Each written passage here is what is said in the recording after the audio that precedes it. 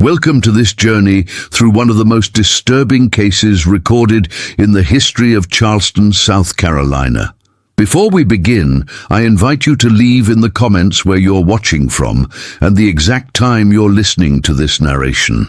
We're interested to know which places and at what times of day or night these documented accounts reach.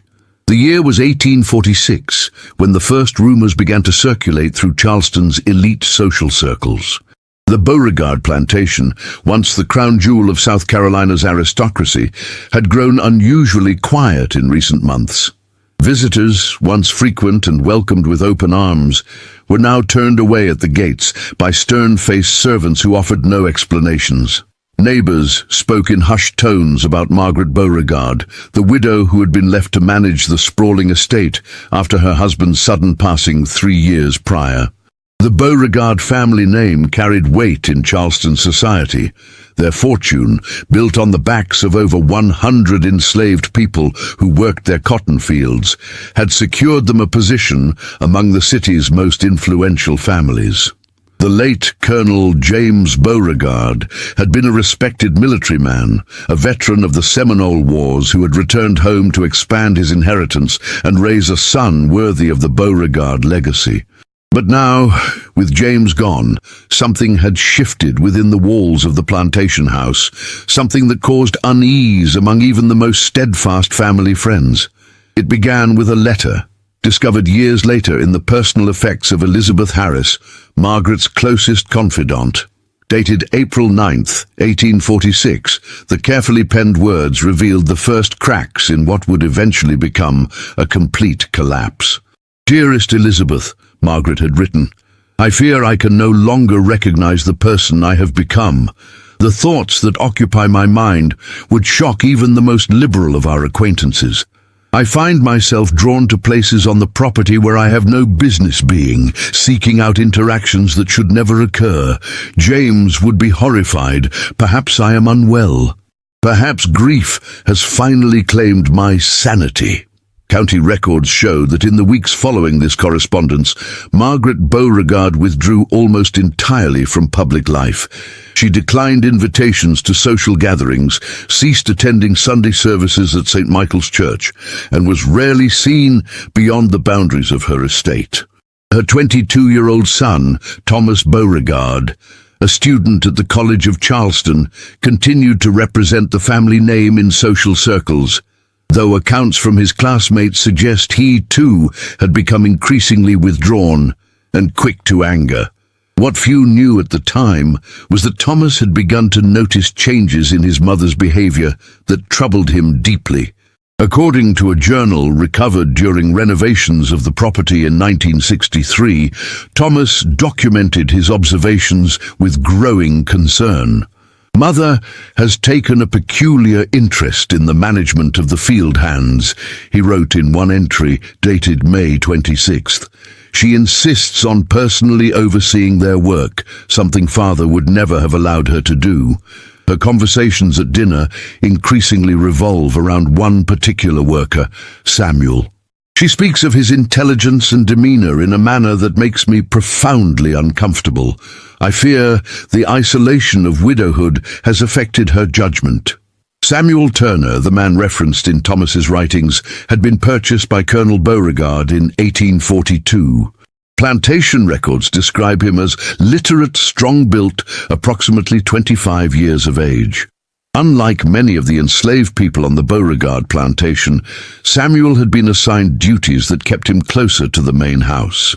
He maintained the grounds, tended to the stables, and occasionally served as a messenger between the plantation and Charleston proper. His relative freedom of movement made him a unique figure among the enslaved population. A report filed with the Charleston Constabulary in June 1846 hints at the escalating tensions within the household. Thomas Beauregard had apparently discovered Samuel on the second floor of the main house, outside his mother's private chambers, well after sunset. The official complaint describes a violent altercation that left Samuel severely beaten. Margaret Beauregard's intervention is noted in the report, with the constable writing that the widow appeared highly agitated and insisted no punishment be administered to the slave in question, claiming he had been summoned to repair a broken window latch. The constable further noted that no damage to any window was observable. The scandal might have remained contained had it not been for the observations of Harriet Wilson, a housekeeper who had served the Beauregard family for over 15 years. In a sworn statement given years later as part of a property dispute, Wilson recounted a pattern of behavior that she found increasingly difficult to ignore.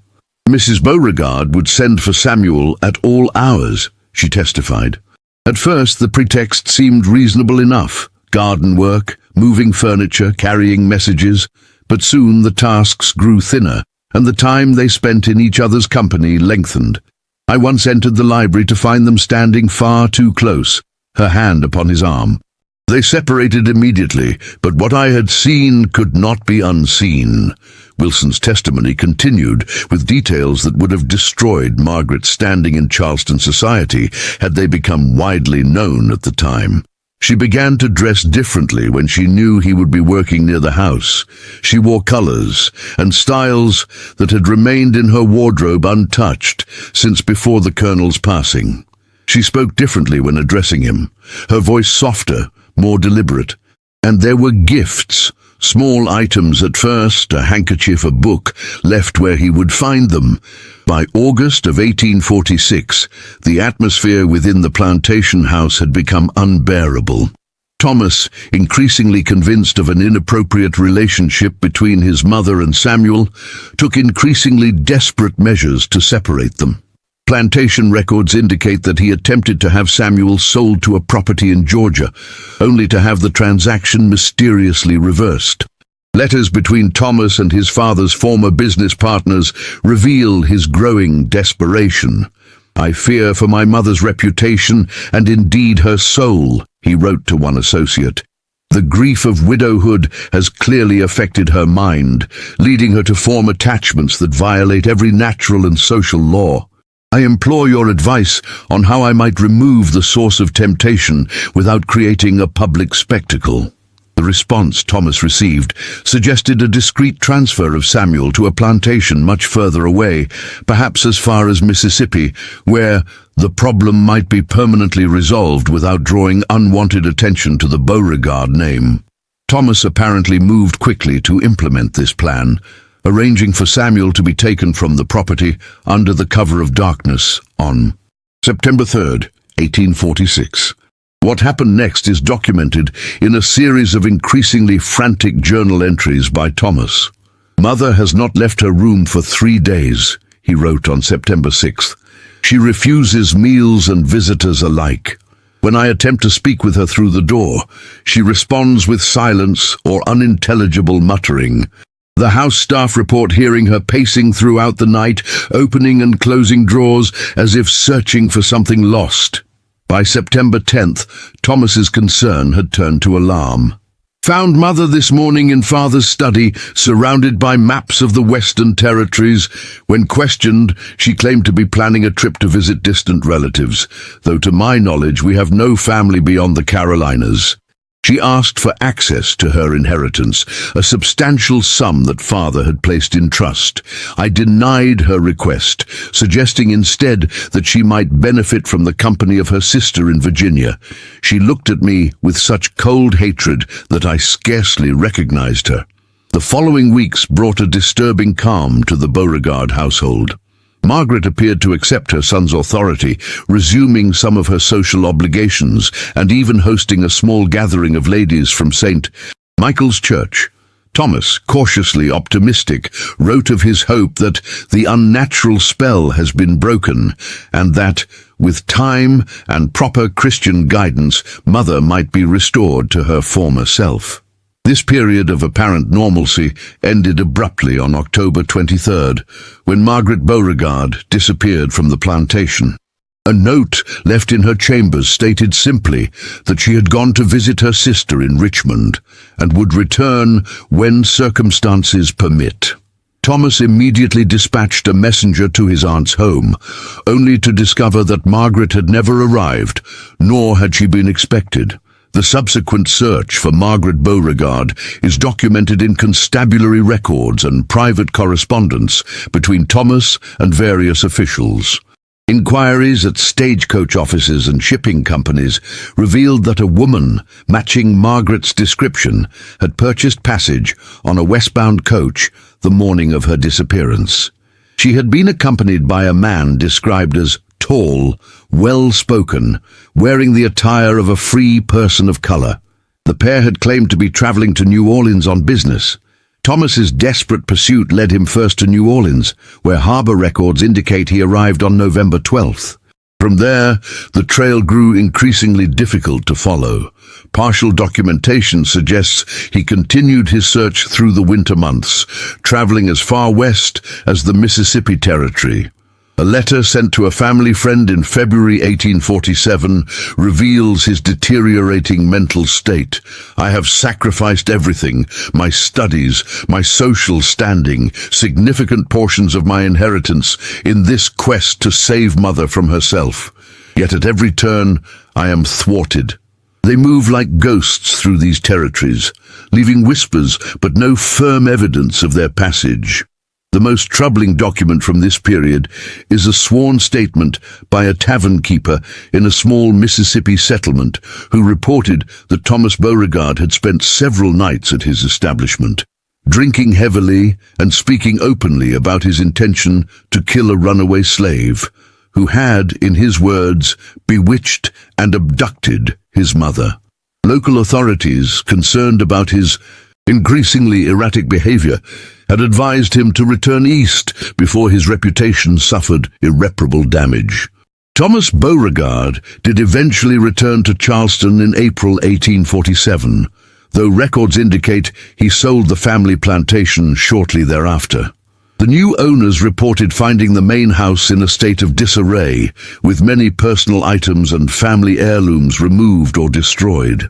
Thomas himself departed for Europe later that year, citing a desire to distance himself from painful memories, according to correspondence with his remaining business associates. For nearly 2 decades, the story of Margaret Beauregard and Samuel Turner faded into obscurity, becoming little more than a whispered cautionary tale among Charleston's elite families.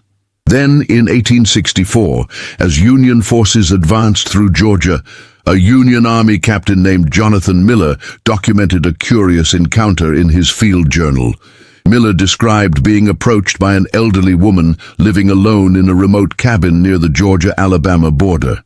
The woman, who identified herself only as Margaret, claimed to have information about Confederate troop movements in exchange for protection.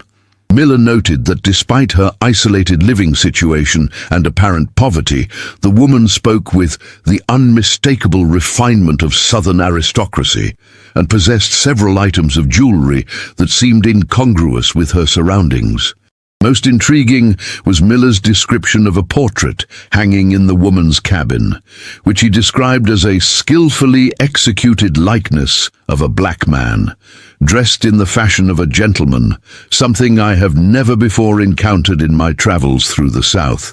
When questioned about the portrait, the woman reportedly replied, "My husband, lost to fever these past 5 years, but still watching over me." Miller's account includes a disturbing postscript. Upon returning to the cabin 2 days later with additional troops, they found it completely abandoned, with no sign of the woman or her belongings. The only item remaining was a letter addressed to Thomas Beauregard of Charleston, which Miller confiscated but did not open. This letter was later catalogued among Miller's personal effects following his death at the Battle of Kennesaw Mountain, but its contents remain unknown as the document itself was reportedly destroyed in a fire at the military archives in 1959. The final documented chapter of this story comes from an unexpected source, church records from a small integrated congregation established by abolitionists in southern Ohio.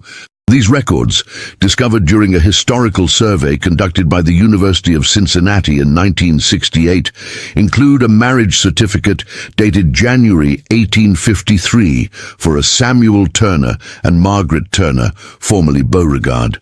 The officiating minister added a personal note that the couple had been living as husband and wife for several years prior, having escaped persecution in the southern states. The same church records contain a death certificate for Margaret Turner, dated September 1859, listing the cause as consumption. She was buried in the church cemetery under a simple marker bearing only her married name and the dates of her birth and death. Samuel Turner's name appears occasionally in church documents for several more years, usually in relation to carpentry work performed for congregation members. The last mention of him is from 1866, noting his intention to travel west to California, where a man might truly live free. Thomas Beauregard never returned to America. Records from a private sanitarium outside London indicate he was admitted in 1871, suffering from persistent delusions and melancholia. The attending physician's notes describe Thomas's fixation on the belief that his mother had been abducted and corrupted through some form of unnatural influence. Thomas remained institutionalized until his death in 1878, leaving no heirs to the once prominent Beauregard name. The Beauregard plantation changed hands several times in the decades following the Civil War, eventually being subdivided and developed as Charleston expanded. The main house remained standing until 1932, when it was destroyed by fire. Investigators determined the blaze had been deliberately set, though no suspects were ever identified. Inside was a collection of letters, written in a refined feminine hand and addressed simply to "My Beloved." The letters, now preserved in the Charleston Historical Society archives, are notable for their passionate declarations of love and detailed plans for escape to a place where we might live openly as equals. The final letter, dated October 22, 1846, the day before Margaret Beauregard's disappearance, contains a passage that perhaps best encapsulates the forbidden relationship that defied the strict social boundaries of antebellum South Carolina. By the time you read these words, I will have secured the means for our departure. In 1967, during construction of a new residential development on part of the former plantation grounds, workers uncovered a small metal box buried beneath what would have been the estate's rose garden. The life I leave behind holds nothing for me now but empty rituals and hollow expectations. You have shown me that love transcends the artificial barriers men create between one another. With you, I have known a happiness I never imagined possible. They will search for us, my son, most desperately, but we will vanish like morning mist before the sun. In this new life, I will no longer be Mrs. Beauregard, widow and plantation mistress, but simply Margaret, a woman who chose love over convention, freedom over security, truth over lies. Historians and scholars continue to debate the significance of the Beauregard-Turner relationship within the broader context of antebellum society. Some view it as a rare documented case of a relationship that challenged the fundamental power structures of slavery and patriarchy, while others emphasize the problematic aspects of any romantic relationship formed within such deeply unequal social positions. What remains undisputed is that Margaret Beauregard's decision to abandon her privileged position in Charleston society, sacrificing wealth, status, and family ties to pursue a forbidden relationship, represents one of the most dramatic rejections of Southern aristocratic values recorded from the period. The enduring silence surrounding her story, with documentation emerging only decades or centuries later, speaks to the profound threat such a narrative posed to the social order of the time. As for the Beauregard plantation itself, local residents have long reported unusual sensations when passing the former estate grounds. Some describe a feeling of being watched from empty windows that no longer exist. Others claim to have heard distant arguments carried on the night breeze, a woman's refined voice raised in defiance, a young man's angry shouts, and beneath it all, the steady, resolute tones of a man determined to claim his freedom. The land has since been completely developed, with modern homes standing where cotton once grew, and where two people from vastly different worlds discovered a connection that would ultimately consume them both. Nothing physical remains of their story except scattered documents in various archives and a single unmarked grave in Ohio. Yet something of their defiance lingers, a whispered reminder that even in the darkest chapters of American history, there existed individuals willing to risk everything for the possibility of love on their own terms. Perhaps the most haunting aspect of this story is not what we know, but what remains forever hidden. The private moments between Margaret and Samuel, the exact nature of their feelings for one another, the daily realities of their life together after escaping Charleston. These intimate details died with them, leaving us with only the external framework of a relationship that challenged everything their society held sacred.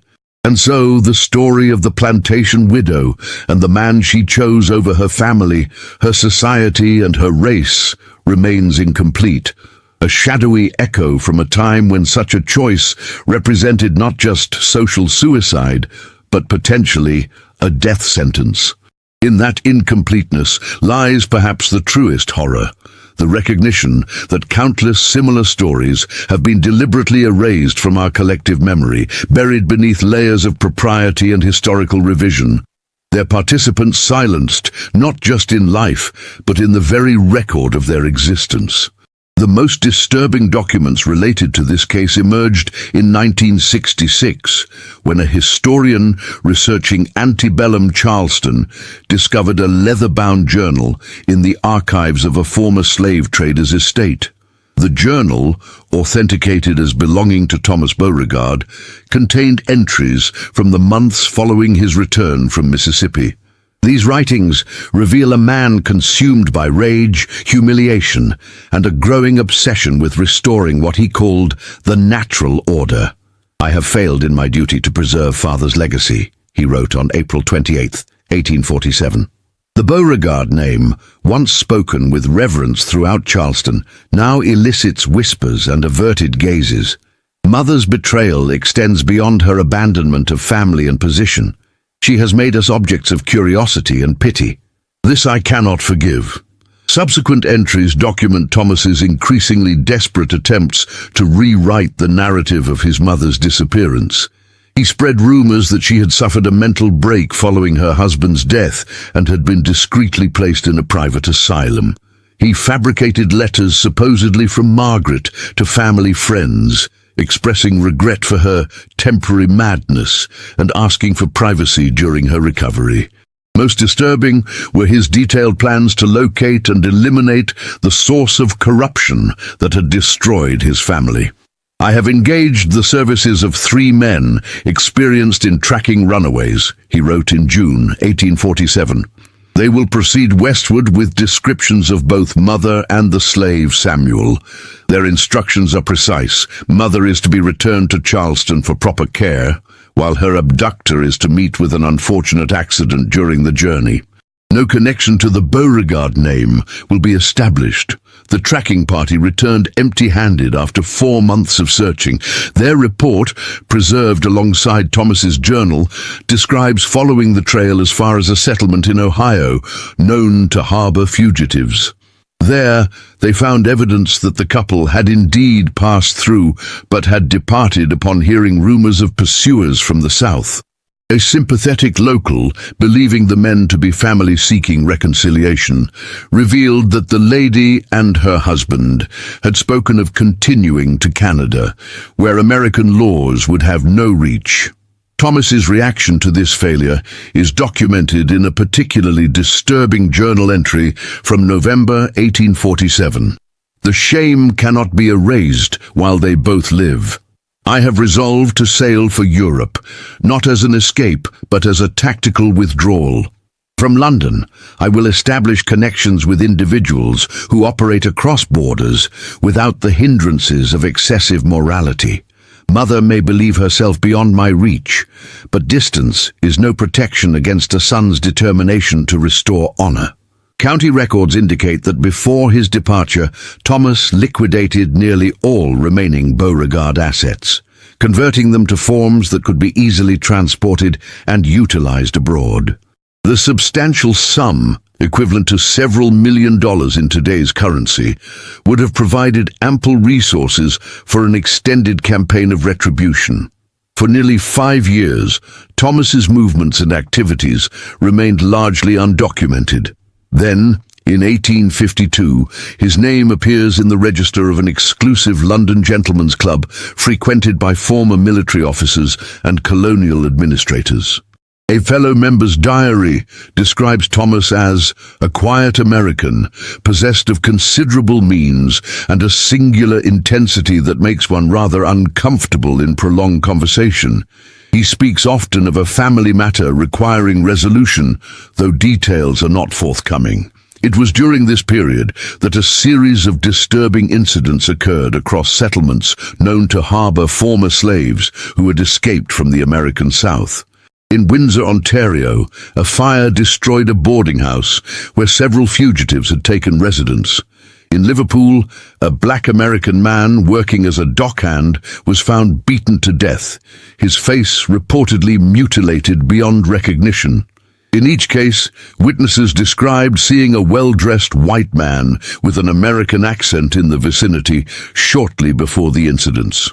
While no direct evidence links Thomas Beauregard to these events, the timing and pattern suggest a methodical search extending across the network of communities that assisted escaped slaves. His journal, which resumes in 1853, contains veiled references to promising leads and narrowing circles, though specific locations and names are conspicuously absent. The most revealing entry comes from August 1853. Word has reached me of a carpenter and his wife, recently arrived in a settlement near Montreal. The description of the woman matches Mother with uncanny precision, down to the small scar on her right hand from a childhood riding accident. After so long, the thought of looking upon her face again fills me with conflicting emotions. Will I see remorse, defiance, or worse still, contentment in her degradation? I depart within the week, taking only what is necessary for the journey and for what must follow.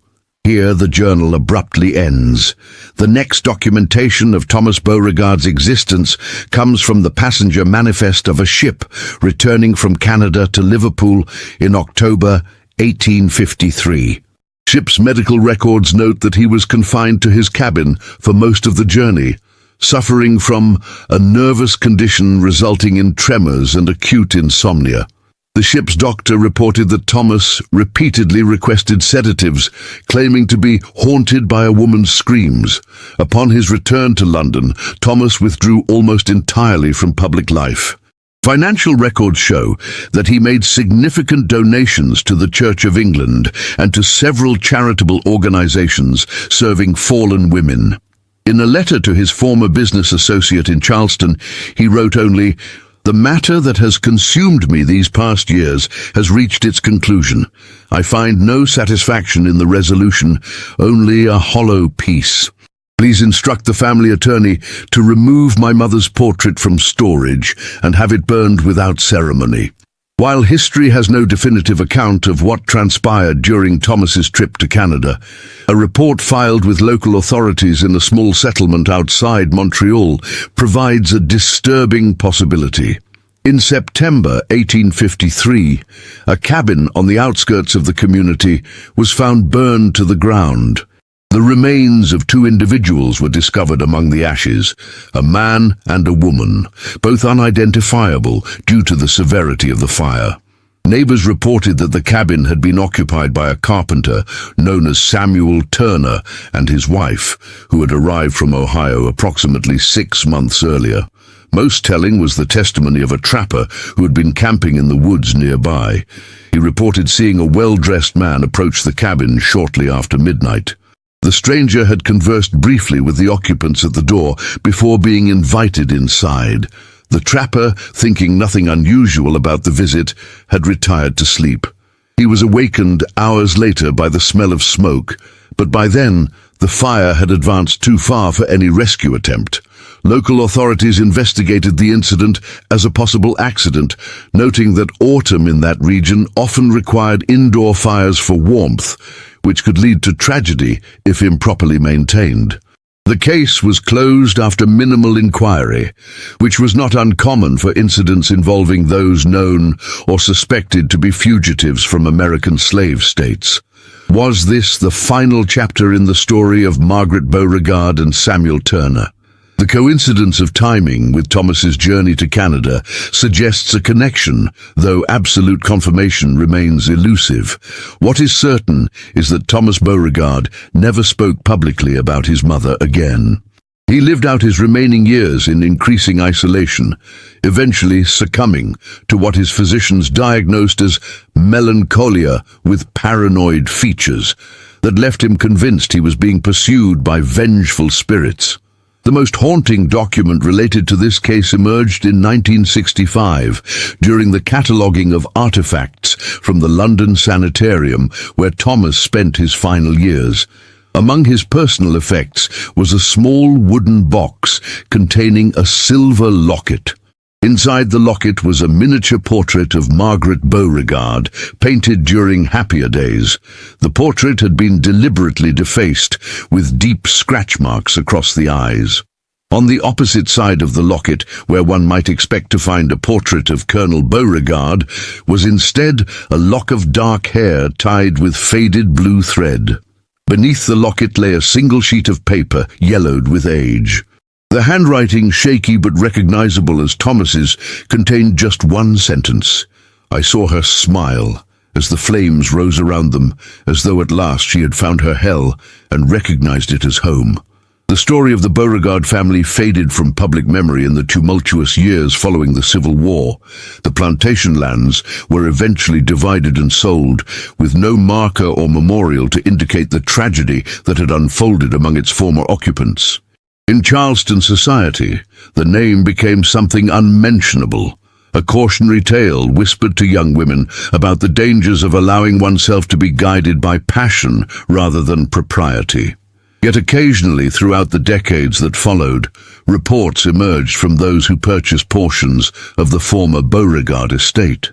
New owners described inexplicable cold spots in certain rooms of houses built on the property, particularly in master bedrooms and studies. Others reported hearing arguments between a man and a woman when no one else was present, always ending with the sound of a door slamming followed by profound silence. Most persistent were accounts of a particular phenomenon that occurred specifically on warm September nights, the smell of smoke accompanied by a woman's laughter, distant but distinctly audible. Children raised on the property often spoke of the laughing lady, who appeared at the edges of their vision but disappeared when directly observed. In 1952, during construction of a housing development on the last undeveloped section of the former plantation, workers uncovered a small underground chamber beneath what historical maps identified as the location of the original stable building. Inside, they found a collection of items carefully arranged on a crude wooden table: a woman's glove, a silver hairbrush monogrammed with the initials MB, several books with handwritten notes in the margins, and most curiously, a man's shirt with an elaborate embroidered S on the collar. The discovery might have prompted further investigation had the construction foreman not ordered the chamber filled with concrete immediately upon its discovery. When questioned about this decision years later, the elderly foreman would only say, "Some things are better left buried. The past has teeth, and it knows how to use them." The final documented connection to the Beauregard-Turner story came in 1968, when a graduate student researching the Underground Railroad discovered correspondence between abolitionists in Ohio and counterparts in Canada. One letter, dated June 1853, mentioned the unusual couple from Charleston, who had recently departed northward. The writer noted, Mrs. T speaks often of her son, expressing both sorrow for his pain and determination never to return to the life she left behind. Her husband shows remarkable patience with her occasional melancholy, reminding her that they have purchased their happiness at great cost and must honor that sacrifice by living fully in each day they have been granted together. A postscript added to this letter in different handwriting, dated October 1853, simply states, "Word has reached us of tragedy in Montreal. The hunter has found his prey. May God have mercy on all their souls." Perhaps the most fitting epitaph for this dark chapter of American history comes from a poem found among the possessions of the woman known as Margaret Turner after her death in Ohio. Written in a hand that calligraphy experts have confirmed matches surviving examples of Margaret Beauregard's writing, the untitled verses speak to the complex legacy of choices made in defiance of social constraints. They will speak of madness, not of courage. They will whisper of fall, not of flight. They will paint me monster, not woman, who dared claim her heart as her right. Let them burn every trace of my passage. Let them strike my name from their scrolls. What we built in the face of their hatred, no fire can touch, no hand can control. I chose love in a land built on ownership. I claimed freedom while chains still remained. And if hell is the price of such treason, then let flames be my final domain. These words, never published during her lifetime, now rest in the special collections of the Smithsonian's National Museum of African American History and Culture, a quiet testament to one woman who rejected the foundational principles of her society for reasons history can document but never fully explain. Visitors to modern-day Charleston who inquire about the Beauregard family are typically directed to well-preserved histories of other prominent plantation dynasties. Tour guides at historic homes mention them only in passing, if at all. Yet, in certain academic circles, the case has gained renewed attention as a rare documented instance of a relationship that directly challenged the twin pillars of antebellum Southern society: racial hierarchy and patriarchal authority. Some historians argue that Margaret Beauregard's choice represented not love, but a different form of rebellion, a rejection of the constraints placed upon women of her class and era. Others suggest that Samuel Turner, whose voice is almost entirely absent from historical records, may have had complex motivations of his own for participating in a relationship that placed him in extraordinary danger. What remains certain is that their story cuts against the carefully constructed narrative of the Old South, revealing fractures in a system that depended on absolute boundaries between races and rigid definitions of gender roles. In choosing each other, Margaret and Samuel created a rupture in the social fabric that could not be mended, only burned away and deliberately forgotten. The land where they briefly lived their separate lives before finding each other now lies beneath shopping centers and suburban homes. The soil that once absorbed the blood, sweat, and tears of enslaved people now supports swimming pools and carefully manicured lawns.